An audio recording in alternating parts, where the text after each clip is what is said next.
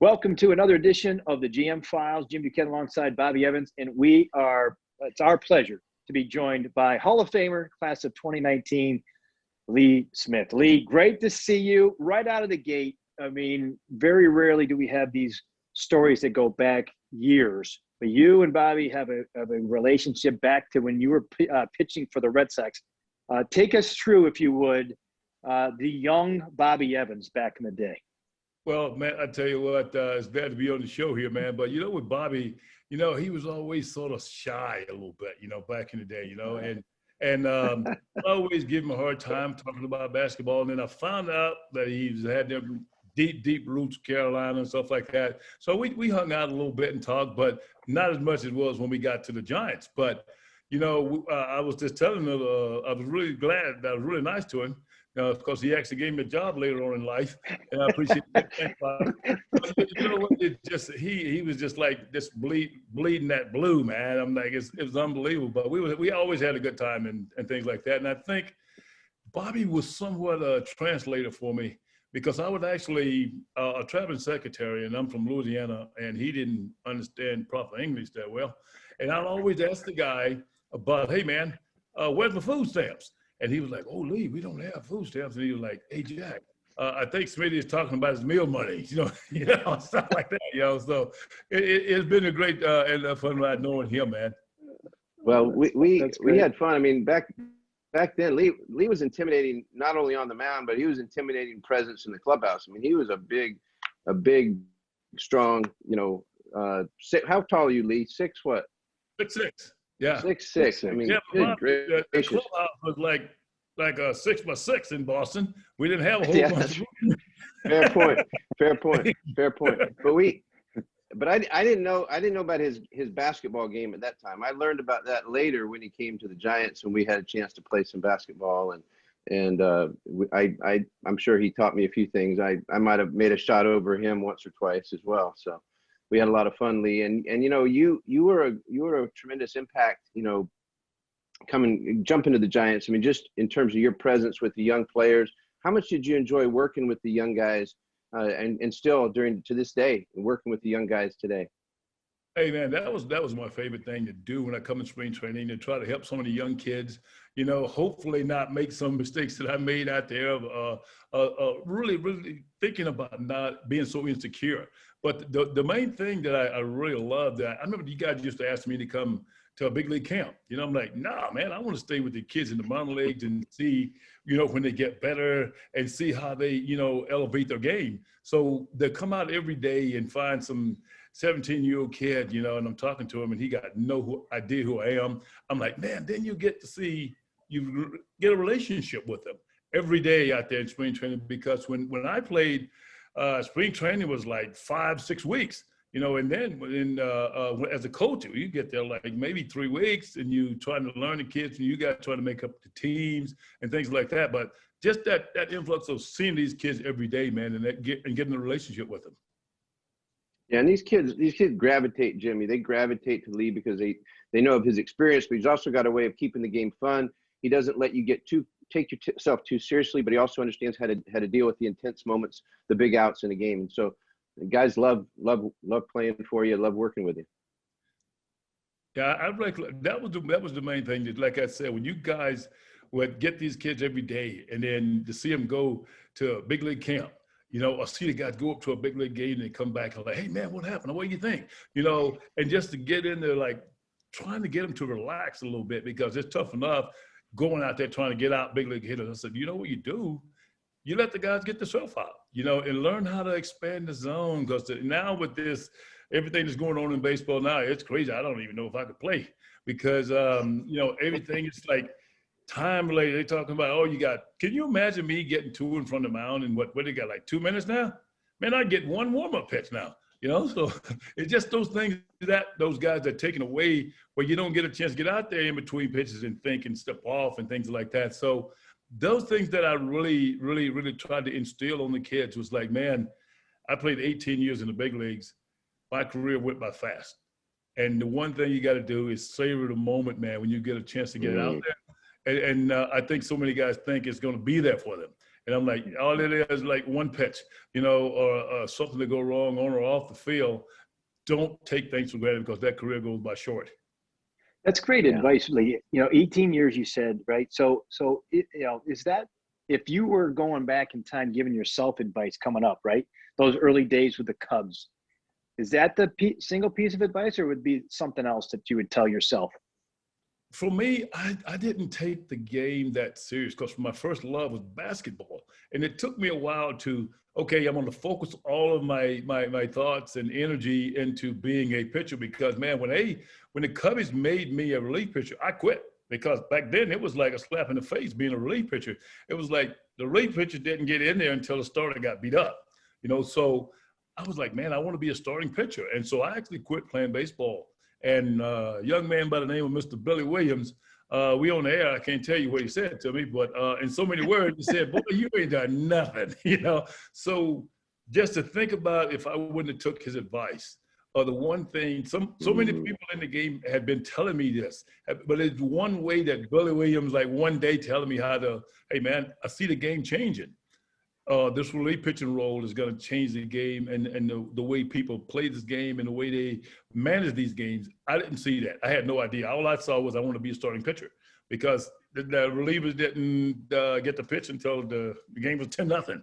So then I started focusing all of my attentions on one hitter at a time and not thinking about what am I going to be doing in the 5th inning and what am I going to be seeing if I see Mike Smith in the 7th inning. I start taking one hitter at a time, and that really made me concentrate and learn how to be a pitcher, not a thrower. Yeah. Well, you had Jack Hoyt. Was he your first minor league manager, and then did you have him all the way up until the time that you got moved into a reliever role, or? The 3 out of 4 years in the minor league, Jack Hoyt was my manager. He was following me, man. And I love every moment of it, man, because, we talk about, and this man has a memory that's unbelievable. You want to get somebody to talk about baseball, hey, him and Gene Klein and all those guys right there, man, they got hell of a memory. They remember the Lee Smith that didn't know what he was doing out there a lot of years. But when you see, and when Jack, and I came to the big league, Jack came up as the bullpen coach. So that right there helped me with guys that knew me and knew, how I sort of tick and things like that. That helped me out so much. But then we would always get up and talk to the veterans. And I think that's now a lot of pitchers, a lot of players in general don't talk to the older guys until they already went out there and made a mistake. So I would always, I'm like, hey, I had so many guys that asked me, hey, you think this pitch was the right pitch in that sequence or that inning? I'm like, hey, it's a little late now. We should have talked about this yesterday. So that was the thing I was trying to room with Fergie Jenkins, because I wanted to know how to set hitters up and see their swing and read situational pitching, because there is so much behind the scenes that you have to be prepared for as a major league player before you even get to the ballpark. So, all right. So Billy Williams talked you out of quitting, right? And you accepted the role as a reliever. You end up becoming a Hall of Famer, all-time saves leader until Mariano Rivera and Trevor Hoffman broke it. So is there another guy, Lee, that was a huge influence on your career, in addition to Billy? You know what? There was another Billy by the name of Billy Connors, was our pitching coach. And they didn't have all these rovers that Bobby gave me that job to do. They didn't have all these rovers that would come through and every other day you got a guy helping you out and things like that. Billy Connors was one of those guys that I want to say taught me how to have fun, in that pressure situation, and things like that. So you go out there, and he said, hey man, you go out there, you got enough pressure on yourself when you go out there and the game is on the line. Because I had a manager named Jim Fry. He didn't believe in me going out there with a clean inning. He wanted to go ahead and run to be at second before he put me in. So there wasn't no breathing room, man. So I would always like, okay, well, make sure I ain't got one shot at this minute, so don't screw it up. Make sure you get it right, But it was just so many people had like, you go back to all these guys, you think you can't trust me. I could name just about all the people I know. I would miss somebody. Trust me. And right, yeah. I think the way, and the one guy, if I had to put a pinpoint on other than Billy Williams, not name dropping, I got to go with Mr. Buck O'Neil. Buck O'Neil Wow. tracked me when I was, 17-year-old through the backwoods of Louisiana, and I think the life thing, I'm getting goosebumps here right now, man, thinking about this guy, because he was one of those guys that the things that he went through in his life, and not baseball. I'm like, and he didn't get an opportunity to see me go in the Hall of Fame. That really right there breaks my heart, because he should have been there before me, and just to see those things. And this man, all the years that I've known him, I've never, ever heard him say a negative thing. He never said, "Oh man, I think I should have been in the Hall of Fame 20 years ago." It was always some positive. And the Buck O'Neil would be one of those guys I'd have to put on that list. And I know I'm going to miss some guys, and things like that, because those guys, as Bobby knows, see something in these guys that you don't see in yourself. And that's the one thing that I was so proud of so many guys that helped me out throughout my career. And the man upstairs kept a good eye on me, keep me healthy. Yeah, Buck was salt of the earth. Yeah. Oh my God, yes. So this is a quote from Joe Torre about you, Lee. He says, "You've got to turn the page when you're a closer. You can live off yesterday's performance. You can't live off yesterday's performance, whether it be good or bad. Lee had a perfect temperament for it."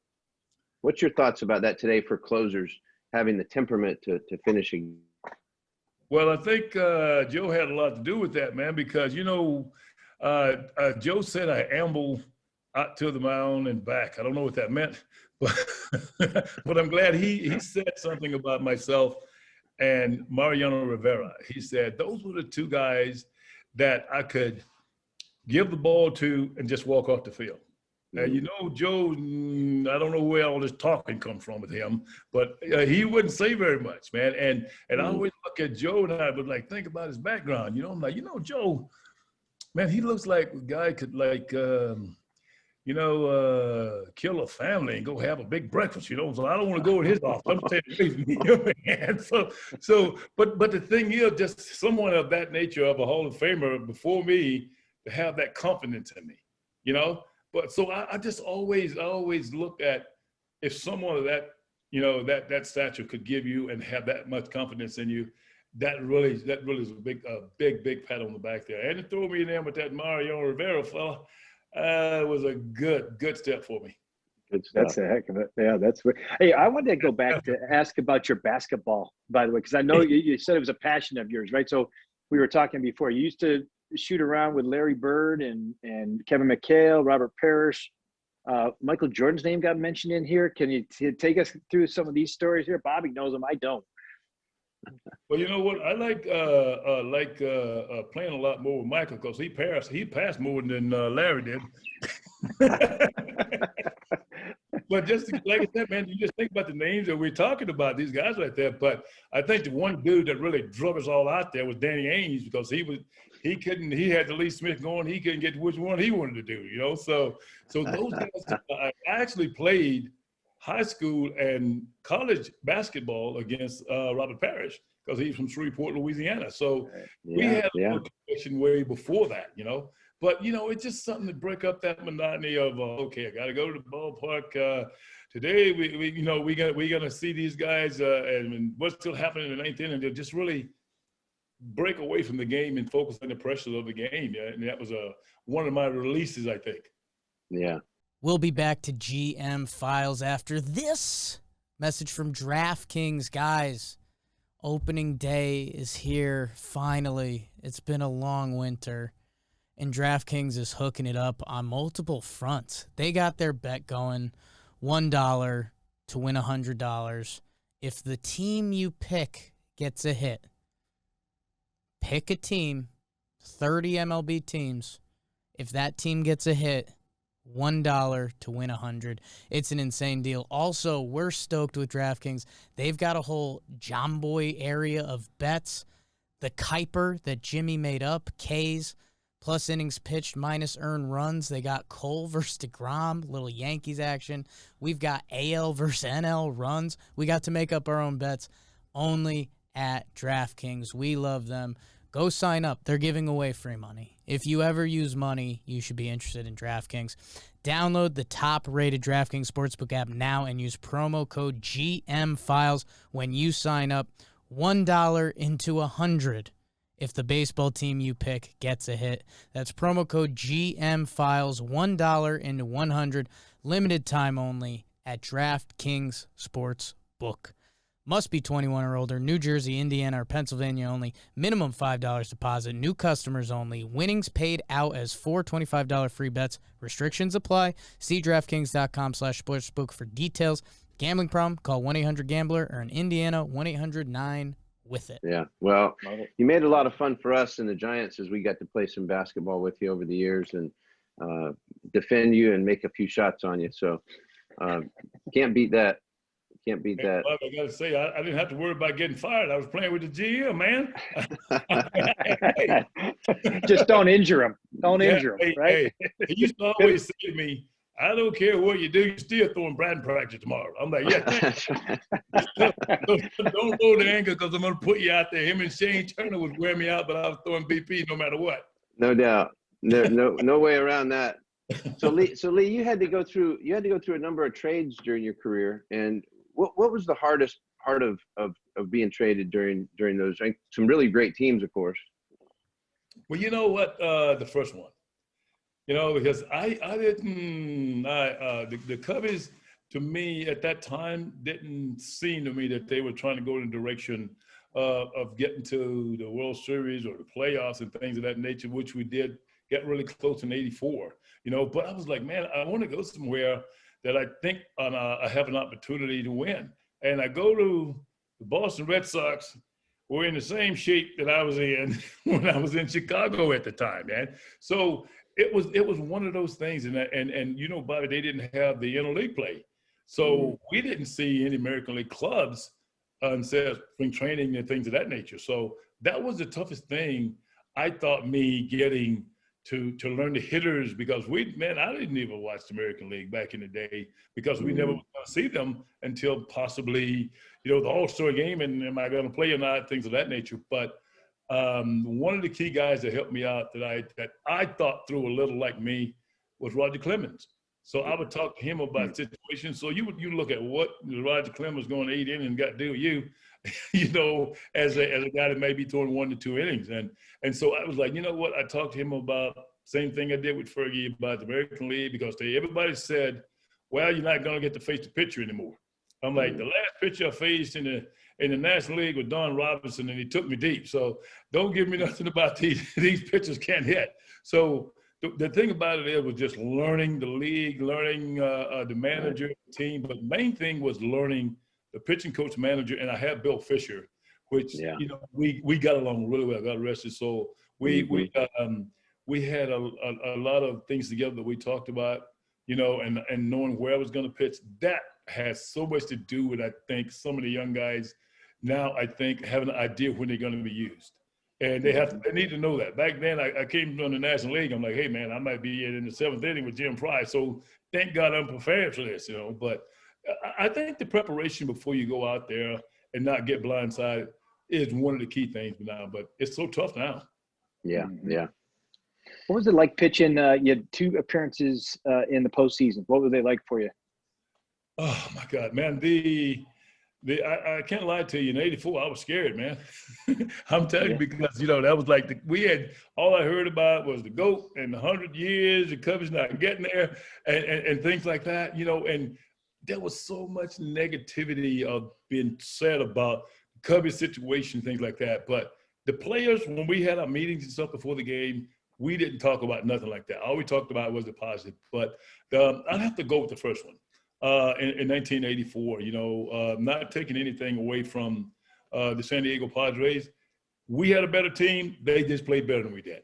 And I took my hat off to all those Tony Gwynn guys, got all those guys like that. And not Seaver, but what's my first baseman boy there? The boy hit the home run. Garvey.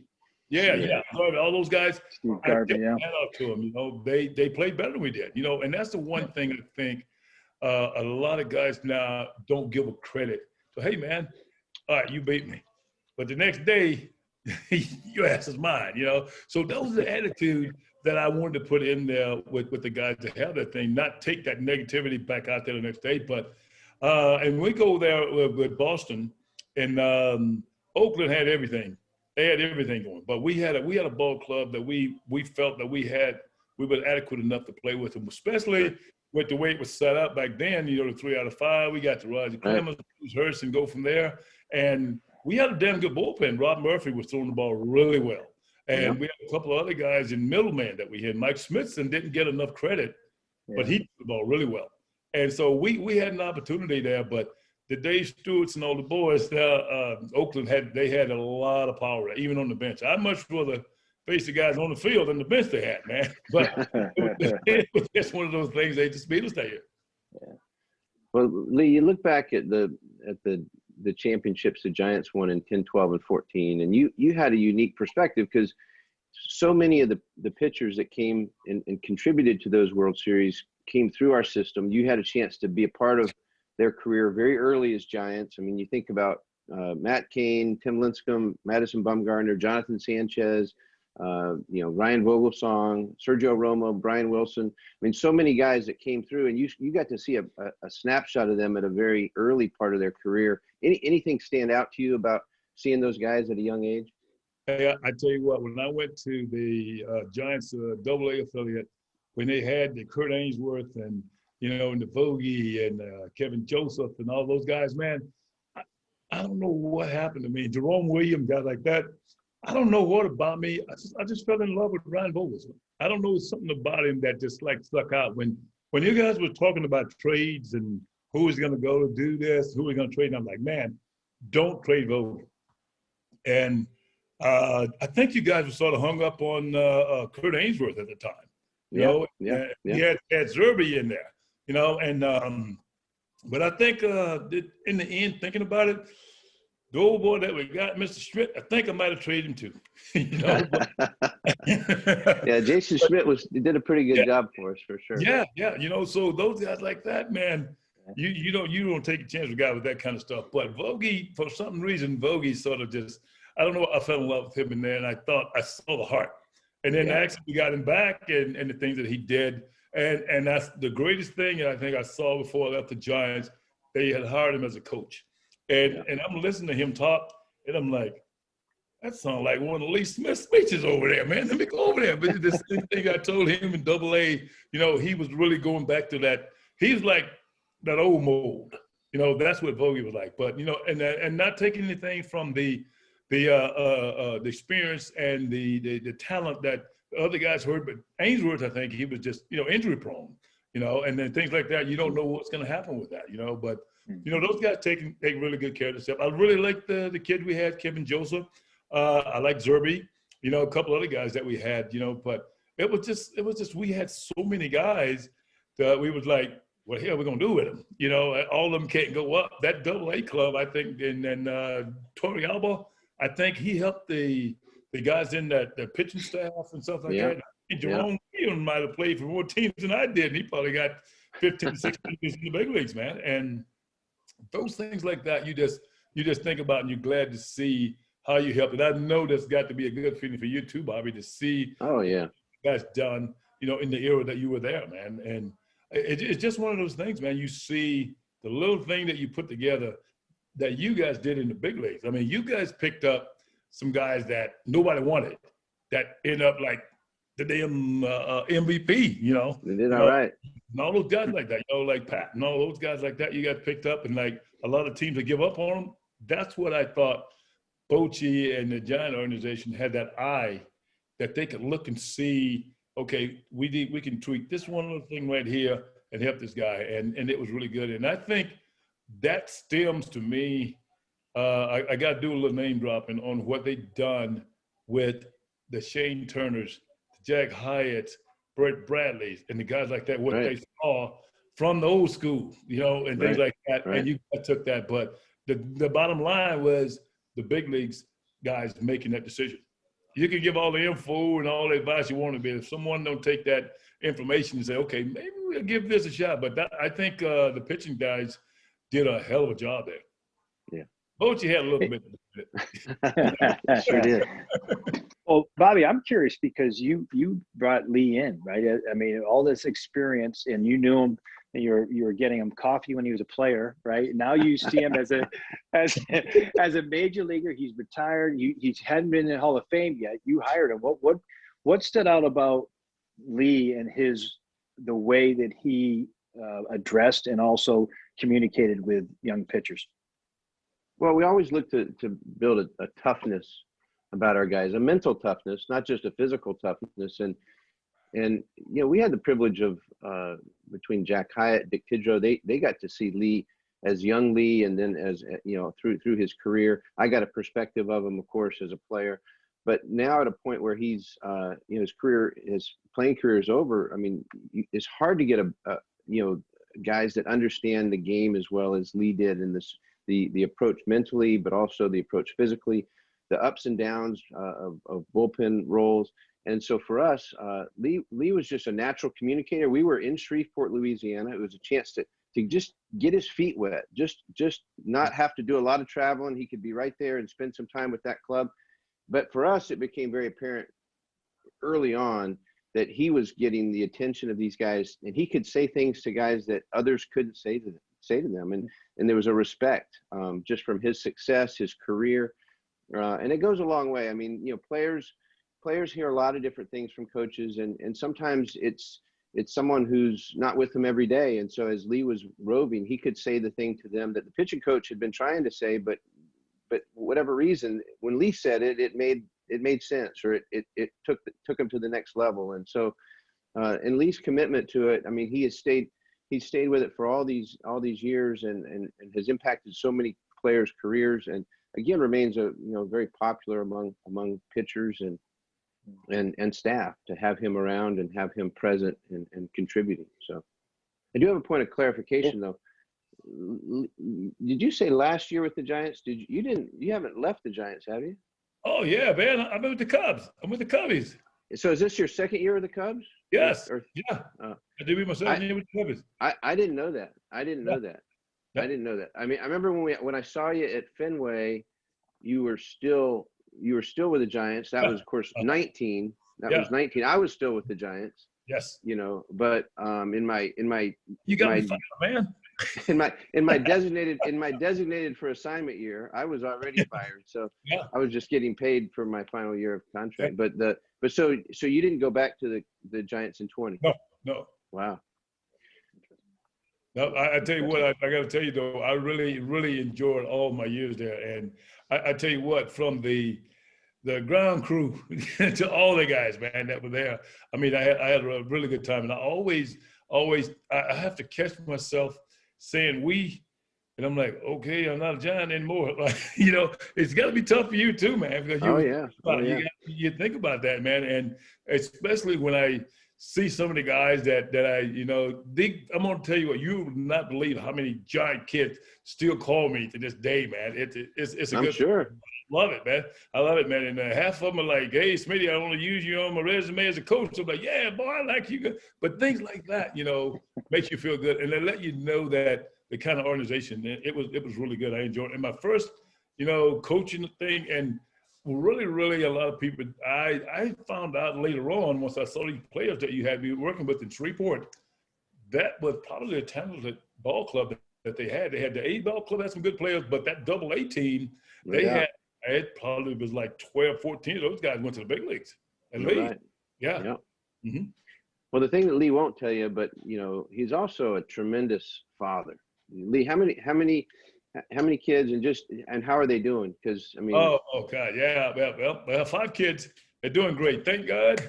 I got some 18-year-old twins, and my daughter's running track. My son Nicholas, I wish I could get you to talk to him about this baseball thing, because I think he's leaning toward football. And my older kids have great jobs, man. So I'm really proud of them. And I know, I bet you and the wife and the kids. I remember we used to bring Jonathan to the daggum to the gym. That's right. Yeah.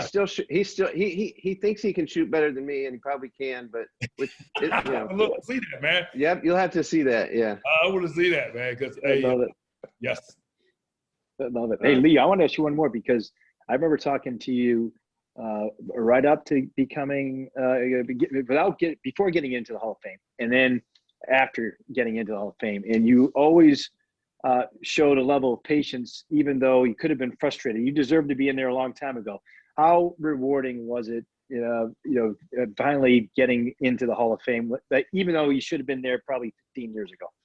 Man, you know what? I tell you what, it took me probably that whole year for it to sink in, because you're like, man, you see when I was like, when I got there, I was like, okay, when I do the Lee Smith, do I put the year or do you put the Hall of Fame first? Which one do you put first? Because it took so long for me to get there. I'm like, man, I want to make sure I get this right. And I gotta say, Miss J. 4 o'clock cleared everything up.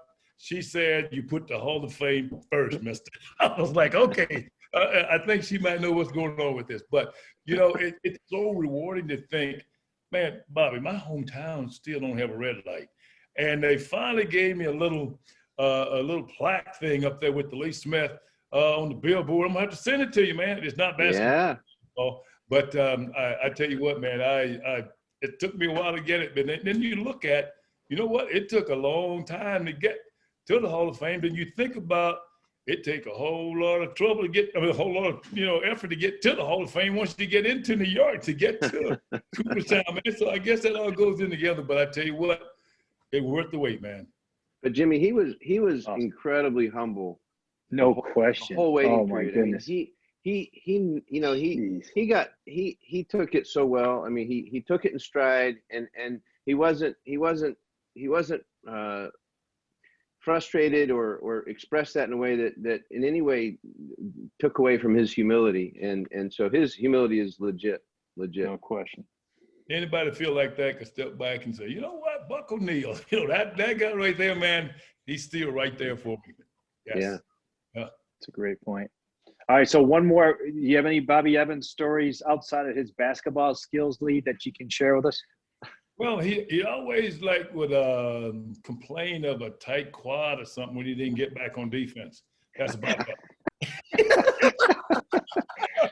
I always got back on defense. That was the better part of my game. Yes, man, you think. But I tell you what, if I got the rebound, it'd heal real quick. You see him sprinting on the fast break, was he, Lee? Yeah.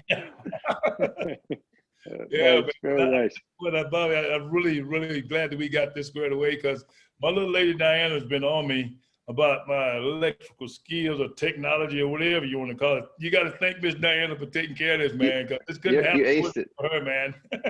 You aced it today. Great. You got it. You did great. Well, thank her for us. Yes. I definitely will, man. She's sitting over now like, okay, finally got it right. For sure. Well, Lee, thank you. Thank you. Talk some more gossip. I'm in. Yeah. Well, listen, now Bobby's coming to visit. If you can, you got to get in his pocket and have him take you to dinner. So hopefully you can make it. I was asking who's playing. We got it live, man. All of a sudden, you're going to be available. Yes, man. All right, I'm gonna have my little lady start picking out restaurants now. There you go. Bobby, is Johnny There's a lot of good ones. Is your son gonna be with you when you come out? Or is he in school? Oh, no, he's in school. He's actually, so he's their baseball is going to start up here in April after Easter. They're going to get some practice in and games, and he can't. He's 16, so he can't. They're not going to let him play two sports right now. They have to do just one. So he'll miss if they do basketball. He'll miss it because they can only do one. So. All right. Oh, right there, man. By the way, did tell everybody I say hello, man. So good to see you. For sure. All right, Lee. Good to see you again. Thank you for the time. Thank you. We really appreciate it. Yep. Oh, we'll talk to you soon. All right, okay. guys. All right, guys. Thanks, Lee.